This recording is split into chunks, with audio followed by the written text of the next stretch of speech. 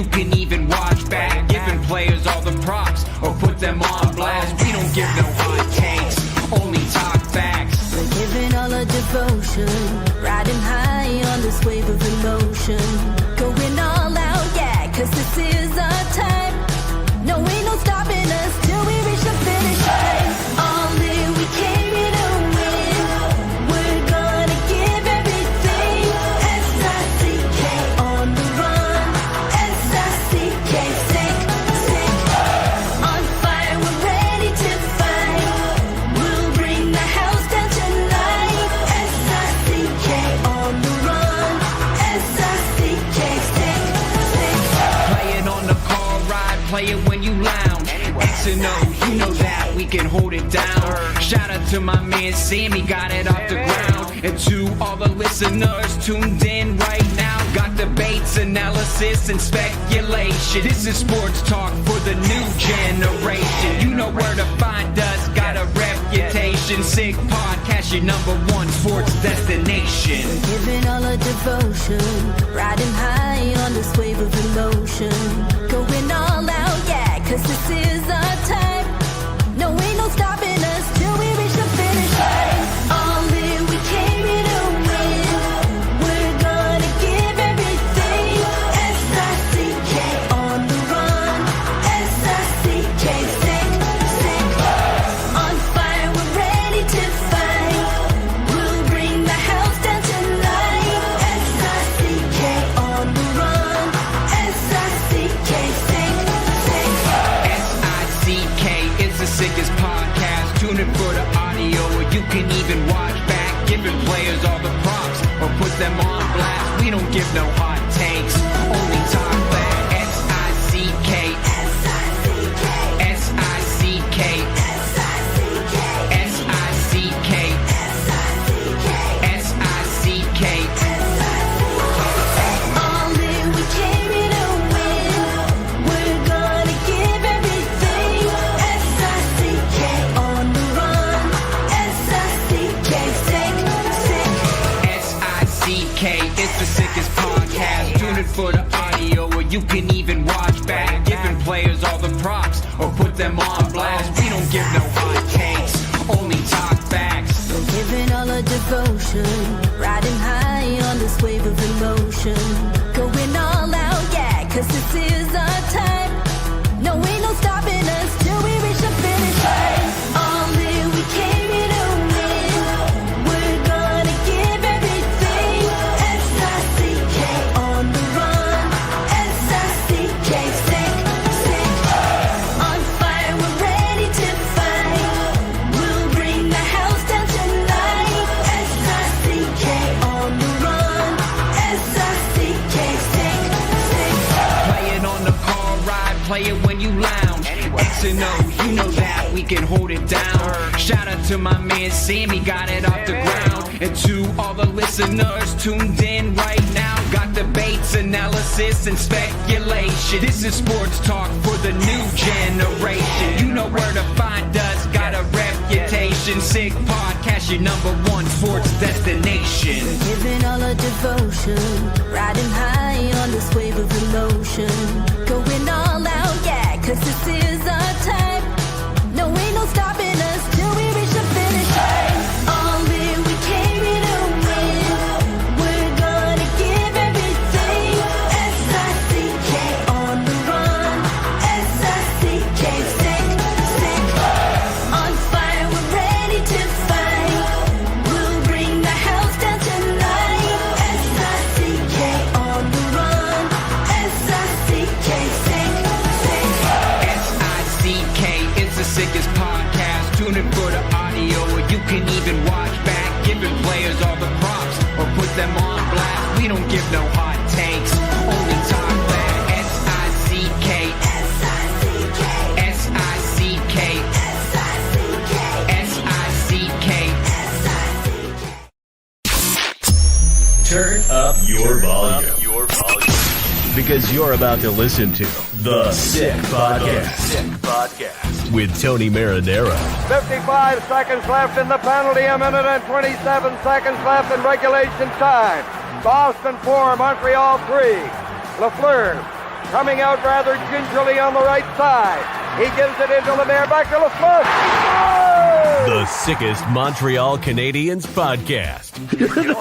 You're in the ball! Sports entertainment like no other. Rejoint, on lui fait perdre la rondelle, une passe devant. Et c'est le dégagement et ce sera la victoire des Canadiens. Coupe Stanley pour les Canadiens. Le 23e de l'histoire. You found the dogs! John, you found the dogs! He found the dogs! And all together, they worked a young team to the top. And now, a 24th Stanley Cup banner will hang from the rafters of the famous Forum in Montreal. The Canadiens win the Stanley Cup. Brought to you by Energy Transportation Group. Driven to be different. Tibi. Embrace your true nature. And Playground, your premier gaming destination. It's gonna be sick. It's the Sick Podcast. Thanks for watching, everyone, on YouTube, on Facebook, and on Twitter. Thank you very much for being there. Who's going to win the Stanley Cup? Go all the way with Betway and get a free bet up to $200. If your first bet loses, scan the QR code on the screen or click on the link in the details section to create an account. Redeem your welcome offer. Offers only available for new customers. Terms and conditions apply. Offers not available in Ontario. Must be 18 years of age and older. And please play responsibly. Also brought to you in part by Fruiterie de l'Art, a family-run business, a mainstay in the LaSalle community since 1995. Proud to continue offering the same fresh foods and flavors that they have for the past 30 years, from fresh fruits and produce delivered daily to an ever-expanding assortment of deli meats, cheeses, and sandwiches. You'll find personalized service and friendly faces that make you feel like family at Fruiterie de l'Art, open since 1995. I've been going there since 1995. Also brought to you in part by Bittt Tibi. They launched their new Ultra Lager. I've been talking to you about Bittt Tibi for a while now, and with good reason. It's a refreshing, thirst-quenching beer, perfect for summer, with only 90 calories, 2 grams of carbs, 4% ABV per can, available in a pack of 6 and 12 in grocery stores all around the province of Quebec. Ultra light and ultra refreshing. Let's bring in one of my collaborators who has become a regular down the stretch here. I love this guy so much so I made him part of my radio show Le Forum à BPM Sport every Tuesday and Thursday. Denis Gauthier de RDS. Comment vas-tu, mon ami? Ça va très bien, mon ami Tony. Merci. Thanks for having me, buddy. You're very welcome. Ça va bien, oui. Même quand il pleut, le soleil me tend la main. Man, I love Kathleen. Then and now. Okay. You know, one of the things that Jeff Gordon and Kent Hughes talked about at the year-end presser was that we talked to our players and we let them know that it's not going to be easy next year. Mm-hmm. We let them know how hard it's going to be next year. And then he said stuff about, you know, we want to have a mix of veterans and young players, but we're not going to have a veteran blocking a young player. And, you know, a lot of the fan base is talking about, okay, you know what? Yeah, it would be nice to actually give some of the young players a shot. Maybe bring in Mayu, maybe bring in Ryan back. Some people want to bring in both. I mean, I don't see that happening at the start. We'll see how it shapes up. Maybe bring in Owen Beck. Maybe bring in Florian Xhekaj. Now, all of a sudden, you know, I think people have to keep in mind that although it was their best players leading the way, no doubt, the Canadiens, it was Suzuki and his points, and it was Lane Hudson and his assists and his points, and it was Cole Caulfield and his goals. I mean, those were the big catalysts of the Canadian season, and there were other. But at the same time, how big did veteran players like Dvorak come up? How big did Gallagher come up? How big did Josh Anderson come up? How big did, and if you start wanting to replace, if you want to start bringing all these young players and replacing the veterans, you would think that you're going to take a step back in the standings. And if you take a step back, what's your margin for error, Denny? They made the playoffs by a couple of points. That's right. They barely made it in. They needed a hell of a run at the last couple of months and some winning streaks to get in. So I agree with you. Like a lot of guys that because they're ending their contracts, they're easy to move and they'll let go. And we're thinking of, you know, getting some youth in and getting some other guys that are in Laval maybe taking their spots. But I'm with you. I don't see our team getting better if we let, you know, Dvorak or Armia or Anderson and or any of these guys. And it's just, and then bringing Beck or Kapanen on a full season, or that's the thing. It's kind of in between. I think it played tricks on us being in the playoffs, which is great. It's a great experience to have. But unless we make some moves and we make some considerable moves, like having some really good talent come in this year, it's possible that we're going to take a step back next season, right? If we keep on with our plan and getting some youth and trying to get some experience, but the guys that have lived through it, our young core, they don't want to hear nothing about it. They want to make the playoffs again, and they want to get in. So it's going to be very interesting how they go about this summer and trying to navigate that, because the expectations are going to be high, whether they want it or not next season, and they're going to try to maintain and control the expectations at early in the season at the golf tournament. I'm interested in hearing what the wording will be. This year was the mix. What's next year's word of the year going to be? But try to keep everybody composed and our expectations down. But the boys want it, and I know the fans want it again for sure.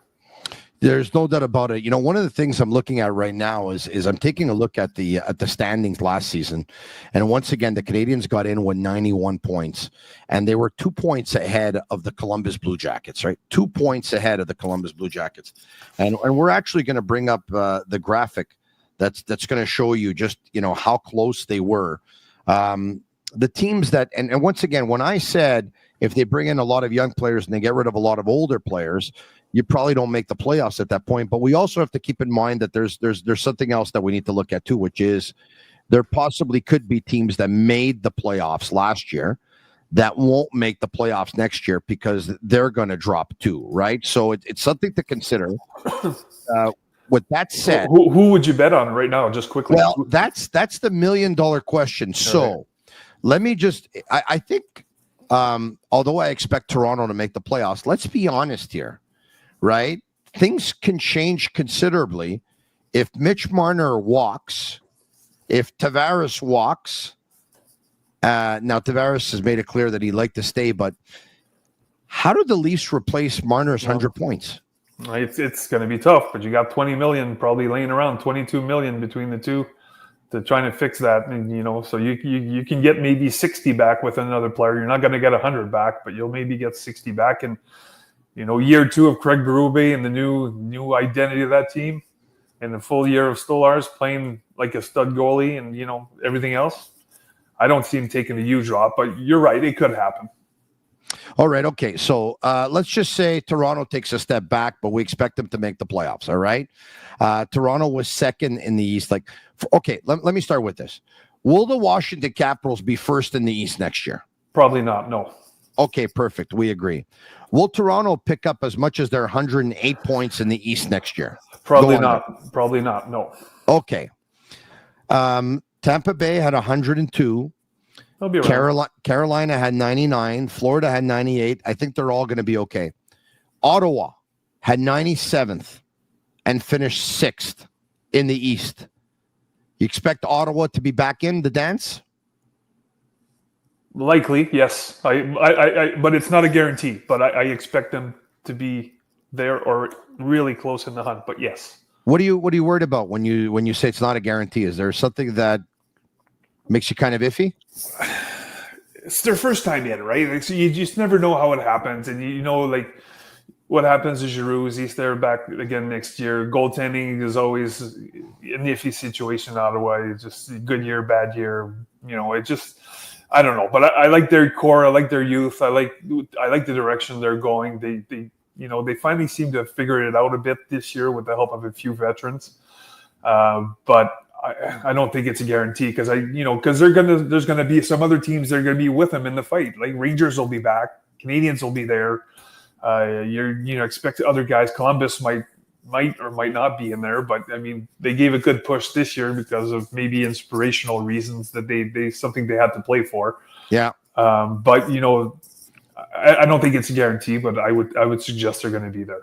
Sick Podcast brought to you in part by Playground. 3 tasty reasons to visit the Rail. Mondays as of 4 p.m. Dive into 2 lobster tails for just $22. Served with rice, veggies, garlic butter, and a warm biscuit. That is Thursdays from 4 p.m. Sink your teeth into their surf and turf, a special with an 8-ounce New York strip with shrimp fries, pepper sauce for only $19. Great deals here. Fridays from 11:30 a.m. to 4 p.m. Enjoy any burger, sandwich, pizza, or main for just $7. Certain conditions apply. All you need is a valid Playground Players card, and it's free. Deals this good are worth the trip to Playground just over the Mercier Bridge, only minutes from downtown Montreal. Playground, experience the Strip without the trip.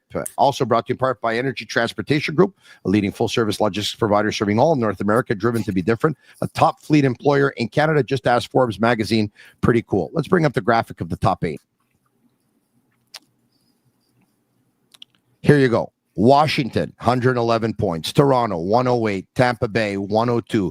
Carolina, 99. Florida, 98. Ottawa, 97. New Jersey Devils, who down the stretch were without Jack Hughes, had 91. They had a setback the year before. They were unbelievable the year before that. So now I kind of get where you're going with Ottawa, right? Mm-hmm. New Jersey was unbelievable a couple of years ago, and then a year ago they were a huge setback. And then this past year, they were good enough to get in again, despite the injury to Jack Hughes. Do you see the Devils getting back? Yeah, I think they'll be back in. I think. Yeah, I think so. All right. And the Montreal Canadiens, who were at 91 with 40 wins, 31 losses, and 11 losses NOT. Let's take a look now at the bottom 8 in the Eastern Conference of the 16 teams, of course. Columbus just 2 points behind the Canadiens. The Red Wings had 86. They were 5 points behind the Canadiens. The Rangers were 6 points behind the Canadiens. The Islanders were 9 points behind the Canadiens. The Penguins were 11 points behind. Buffalo, 12 points behind. Boston, 15 points behind. And Philadelphia, 15 points behind. I don't think Philadelphia is going to be a team. They're really weak at the center ice position. We'll see what happens in their offseason. I don't think Philadelphia is going to be a team that's going to be able to jump 15 points. I'm curious to see what the Boston Bruins are going to do, because they're going to have to retool this thing and reset this thing as fast as they can, because they still have the likes of a Pasternak and a McAvoy, for example. Buffalo. Let's go Buffalo. Let's go start down and let's go the way up. It's easy to say they're going to be out, because I think they've been out for like 14 straight years or something ridiculous. They have the players to make a jump, though, don't you think? They have the talent to make the jump. They have the assets to move to help them drastically really quick. I think, they got picks, they got youth, they got talent. And if they wanted to, change the mix up of that team, I think, they have a really good core. But they have some guys some talented players that they could eventually move to bring in some winners, some veterans that could help the young guys and help them along the way. I don't know if, can you gain, 15 points and make the playoffs that much of a difference? I don't know, but I think they could make a considerable move to move up 3, 4, or 5 spots into that standings. And we've been waiting for it every year. So, I mean, eventually it's going to have to happen, right? So I know that Sidney Crosby has defied the laws of physics. I mean, I think he was 5th or 6th among centermen for points this year. It was something ridiculous considering his age and his list of injuries and stuff like that. And the fact that he's playing on a team that's very, very average, if not below average. Yeah. I can't see the Penguins unless they go out and they make an unbelievable splash on the unrestricted free agent market. It's probably the only thing that can save them, right? Because they've made the decision that they don't want to trade Crosby. They don't want to trade Malkin. They don't want to trade Letang. They're not going to get better. They're only getting older. Right. Well, to tell you the truth, they could go either way. I think if they make an unbelievable splash, they could move up. And if they decide to move Crosby or move some of the big guys, they could still go down. I really think that, because you take Crosby out of the equation, you take Malkin out of the equation, that team is a different team, even though you're going to bring in some valuable assets as far as youth and talent, but they're not going to be Malkin or Crosby. So they say they're not going to move him. I'm still kind of hoping. Like, I understand why Crosby wouldn't want to move and he'd be a Penguin for life. I still got my fingers crossed that, I want to see him finish on top or on a positive note and not dwell down and just, be in the basement of the league for the next 3 years. This is a tough one, the Islanders, because we don't know what the direction they're going to go in, right? They might choose to go in the direction of a rebuild. They might choose to go in the direction of a reset and a real tool and patch this thing up. Let's say there isn't much activity in terms of players. can their coach get the most out of this team and actually overachieve next year? Because I think he'd have to, if they don't add to the group, he'd have to overachieve to get them into the playoffs, correct? I think the way to do that usually is a bit of a shock factor. And the coach, was brought in this year, I thought was a shock factor. Having Patrick there, an emotional guy, the shock should have happened this year. That's just the way I see it. I think that team is just way too old. And they're not going to get younger. Everybody's going to be a year older. Some guys still have talent, but some guys are just on the downswing of their career, the last couple miles a year. And there's going to be, I'm sure there's going to be a shakeup in that roster. They're going to get younger. But the thing is you look at Bridgeport, their team in the American Hockey League, they were bad. They're a bad team, right? So who's going to come in? I know they got one guy in the Colorado trade that's going to help them out. Big tall center. I forgot his name, but he's a stud guy. But he's going to be 20 next year, so he's not going to change the whole dynamics of that team.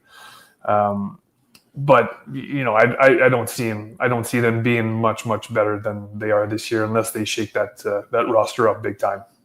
All right, okay, and I'll agree with you on that one. Were you talking about Caleb Ritchie? I think you were talking about. Yeah, exactly. Caleb Ritchie. Okay. Here's the thing now. The team on top of them in the standings who didn't make it. All right. They're arch rival New York Rangers. Do you know of anybody who predicted the Rangers were not going to make the playoffs before the season started? No, I thought they'd be way at the top. I thought they had a chance to win their division or maybe conference. I thought they were going to be a cup contender going into the season. Of course.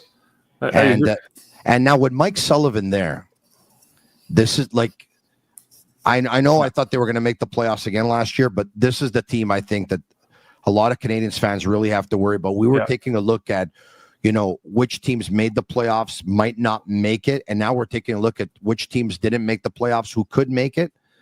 The Rangers have to be at the top of that list of teams who didn't make the playoffs. Yeah. Like, I know Mike Sullivan had losing years in Pittsburgh by all means, but he didn't, he's got a better team with the Rangers. Yeah, and I'm sure everybody at the Rangers in New York would have hoped to have Mike Sullivan last year before they traded away a lot of their talent, right? So they had some unbelievable talent this year on that team. They made a few big trades with some names, and it's unfortunate because I thought their makeup was good.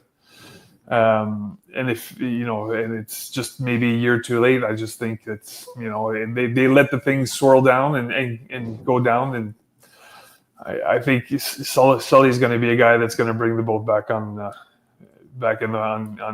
calm water and get that team rolling again. And they have, Shesterkin had a down year as opposed to what his talent level is and what it got us used to. If he comes back, he's going to make a hell of a difference. I think just him alone having a really, really good year. So we'll see what happens there. All right. Okay. Let's go back to the Detroit Red Wings now, who had 86 points.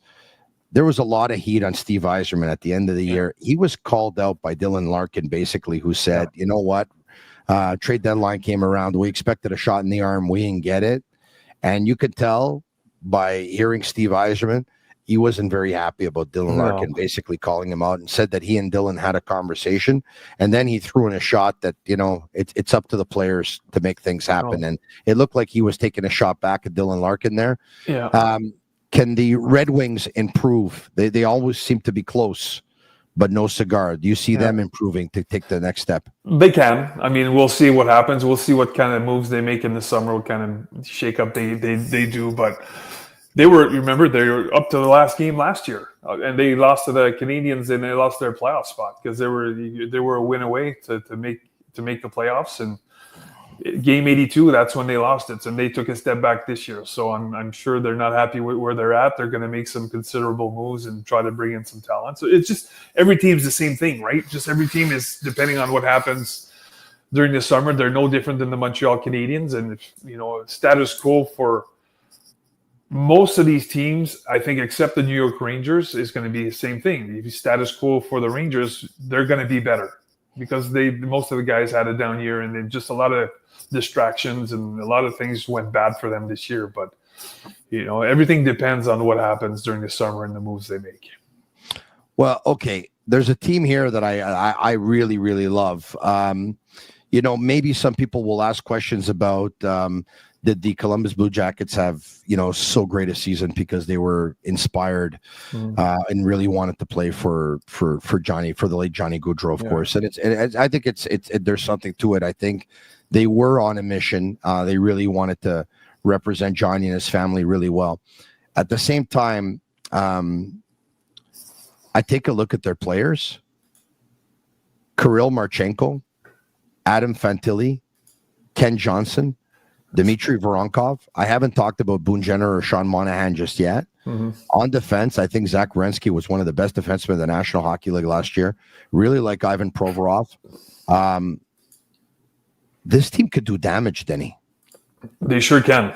I mean, this is not a team that anybody should be taking lightly next year. There's some skill, there's some size, there's some grit. They have a coach that'll have them, go and pedal to the metal. I think they're a team that they could sneak in if things go right for them, and they might not even need anybody to slide down for them to get in next year, right? They might not need a drop off New York Rangers style for them to get in. They might be good enough soon. Let's see if it's next year's the season, but they've amassed some serious talent. When we take a look at it this way, I understand why Jeff Gordon and Kent Hughes mentioned it to the players. Do you realize how hard it's going to be next year? Like a lot of the fan base, I think, is not looking at this chart and not really looking at the gap, the difference in points, and what I think a lot of people are saying, you know what, the rebuild is a thing of the past. The Canadiens made the playoffs, and it's all going to go up. There's a chance that the Canadiens can go up, but other teams could go up at a higher rate. That's right. And so they're out. What do they have to do to be a playoff team next year in terms of their personnel, in terms of the team that they're going to put on the ice? Well, for me, there are two glaring holes, right? For me and there for many others. Obviously, the number 2 spot at center is one of them. I think this one is obvious. We can't start the year with any of the guys that are on the roster or in the minors right now at the number 2 center spot. We need to go outside and get some help. So there's a couple different ways of going about it, right? So it's free agency might be one. Maybe that's something we look at if we didn't find anything at the draft or nothing happened before, but I don't think that's the route that's going to be preferred unless a John Tavares becomes available and nothing happened. I think John Tavares not at $11 million, of course, but at a lower rate could be kind of a veteran when we go and get help. But I'm interested about the offer sheet thing. I really am. There's a couple guys that are interesting. Mason McTavish for me is one guy that I really like. I like his. We talked about getting bigger. We talked about getting heavier. Like, he's not a huge guy. He's 6 feet tall, but he's 220. Like, he plays big. He plays with grit. He plays with a knife between his teeth, and he wants to grind it out. He has some skill, and he's kind of a character player. So that's what I like about him. I don't know if he's going to be available or the Ducks are going to have him signed before that becomes available. But he's 22 years old. He's making just under $900,000 this year. He's got 22 goals, 52 points this season on a team that he's not overly well surrounded.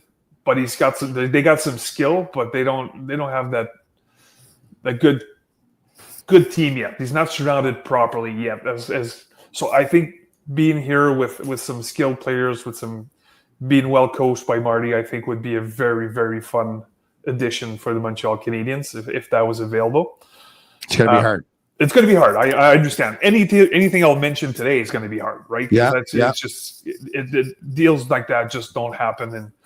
And I can go for Matthew Nyes, and he's a winger, he's a big guy, but he's not going to be available. They'll have him signed $1 trillion in Toronto because they love him and he's big and all that stuff. And although I would like him, and the other move that, for a veteran guy that would make us an instant contender. And I'm living in unicorn land right now, but I think Sidney Crosby would be fun because his name was mentioned. I think that's why earlier we talked about Pittsburgh and that team could go up or down. I think Sidney Crosby decides if he gets dealt or not, right? So he's got 2 years left. I think he's got 3 more good years in the NHL left where he's still productive.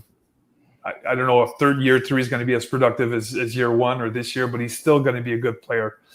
But he makes our team better instantly in many, many different parts of our game, right? Offensively, of course, he gives us more depth. He gives us character. He gives us a winning pedigree. He gives us a guy that can play with Demidov and make a ton of points on the second line. You've left that door open a couple of times, eh? Right. I'm not sure I believe it, but I want to believe it, kind of thing, right? So, yeah. But you just imagine our lineup with him, and it's going to cost a lot, right? So, how much could it cost? As great as he is, listen, obviously the Penguins would want to get top dollar, right? But there's not a lot of people that would end up paying for a lot of players on your team for a player that's going to celebrate his 38th birthday in August, right? So, what can I ask you? What's the most you'd be willing to pay, and what do you think it would take? Listen, I don't have many untouchables with the Canadiens. Okay, on their roster now, I have no untouchables that are outside the roster, but my untouchables, I have 5. I have Suzuki, Slavkovsky, Demidov, Goulet, and Hudson. Okay, those are my 5 untouchables for the Habs. Anybody else you can make a deal around. If it ends up costing Caulfield, maybe I'd be interested, depending on how much else I have to give. But you look at Pittsburgh; they don't have a goalie. They're going to ask for Fowler, of course. They're going to need some youth. They're going to need. Is that a guy I'm interested in giving away? I'm not sure yet, unless it comes down to crunch and you need him. But is Hage a guy that I'm willing to go and give away a center? A future center for the Habs. But I get my center now for 3 years and maybe our window opens earlier. So I think Jacob Fowler's the kind of guy that if you trade him, he comes back to bite you in the ass. He plays for another team and he shuts you out on your home ice and he beats you in the playoffs. I think he has that kind of ability. Now, I want to get back to something you said. I know you just said Hage, but don't tell me you would be willing to trade Cole Caulfield straight up for Sidney Crosby, would you? Well, it depends. I wouldn't be against it. A winger versus a center, and I understand the goals that Caulfield do. And I'm not saying absolute yes. I need to think about it, but there's 14 years difference. I understand, but when's our window going to open? When's our window going to open? When is we're replacing some of the Caulfield's offense by Demidov coming in. Okay, our number 2 center is a priority. We're getting a guy that will make everybody better, our organization better. He's gonna leave a legacy, and I think he's going to be productive for that team. Listen, he'll likely play 2 more years though and call it quits because that's what his contract is. He extended for 2 more. He'll likely retire at age 40. Yeah, maybe. It might be. So, listen, I'm not saying it's an absolute. I'm saying I hear you. I'm thinking about it. You're thinking about it. Wow, okay. Wow. That surprises me, but you're not the first one to say that, by the way. A lot of people have. I'm surprised too about it because I'm normally not that kind of guy. I'm more conservative. Okay. That's why I'm surprised. But Sidney Crosby is a guy that puts me over the edge, right? So okay, let's put that. So that's one hole that I think we can fix either those different ways. And you know what? When it all ends up happening, it's probably something totally different that can't use as thought about that we haven't mentioned the name or anything. So which I like. We never saw the Kirby Doc deal coming before it happened when we traded Romanoff, and at the draft, boom, bomb explodes and we get Kirby Doc, right? So it might be something like that. The other hole for me that's huge is a right-handed defenseman. Okay. And I think I'm going the offer sheet route again. If it's one or the other, offense or defense, but wow, I love this guy. I'm a big Noah Dobson fan. Like, I don't know if they're gonna have him signed before. Are you a big Noah Dobson fan? Yeah. Really? Yeah. Well, I listen. It comes from a long way. I've been retired for 16 years from the NHL. I've been coaching or part of my organization in junior for 16 years. I came in right away when I retired, and he's one of the top 2 defensemen I've seen in our league. Oh, wow. In 16 years. Okay. So, and he was playing 40, 50, 60 minutes game in double overtime games at Memorial Cup, if you remember. Wow. Yeah. So he's just a stud. He's a 70-point defenseman 2 years ago.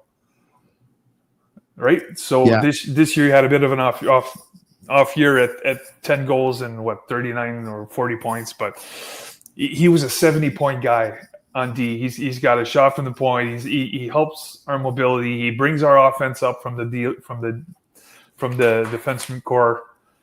And I know Caulfield's going to sign probably, I don't know how much, but maybe a $9 million deal, coming up. It's going to be coming in 2 years. But our mass, our cap number for the D is 16.425 this year. You look at the top four in the Stanley Cup Finals this year. Edmonton's at 30 million, Dallas is at 30 million, Carolina's at 30 million, and Florida's at 26. Right? So we have room to put some money into the back end in Montreal. Right? So I think maybe that's the way we go. And then, he comes in, Matheson becomes expendable at trade deadline because he's a UFA after next year. You can get a bit younger there. You'll take his $4+ million off the books for the next year. And so what's it going to be? What's the offer sheet? I think it's probably in the $9 million range, right? Yeah. Probably in the second tier of the offer sheet. So it's going to cost you 2 firsts, a second, and a third. I'm going probably just in the low end of that bracket. So probably 9.5 kind of salary. I think so. I mean, it's a lot of fun to play GM from home, but I can imagine having him and Hudson as offensive D-men for many, many years. I mean, he's only 25 years old, so he's going to be. He fits the age. He fits that gap of players that Montreal want to build around and go in the long run. So you talked about your ideal scenarios at center, Mason McTavish or Sidney Crosby. On defense, Noah Dobson. Yep. However, can we say in ending that nothing's guaranteed for the Canadiens next year, but if they upgrade their right D position and their second line center position so that it's better to start next season than it was to end the season, you believe they'll be a playoff team if they upgrade in both positions? I think the options of being in the hunt is better if we get a number 2 center than an equivalent defenseman. Right? Yeah, proportions. Yep. I think number 2 slot at top 6 at center is our priority. So we get that, and then we get better on D. Doesn't have to be Dobson type player, but we get another veteran to replace Savard and get better. If we get a really good center, I think we're in the hunt for another playoff year this year. Denis Gauthier of RDS, amazing stuff as always. Thanks, my man. Take care. Be good. There you have it. Special thanks to Salmon and Yellow and Master Control. Special thanks to all of our sponsors. Thank you very much for watching. Leave us a 5-star review on Apple. It's our way of feeling the love. It's a sick podcast. I'm Marinaro. And that's a wrap. Hope you don't miss us too much until next time. Follow the Sick Podcast with Tony Marinaro on YouTube, Instagram, Facebook, Google Play, and Apple Podcasts. The Sick Podcast is brought to you by Energy Transportation Group, driven to be different. LaBita.tb, embrace your true nature. And Playground, your premier gaming destination.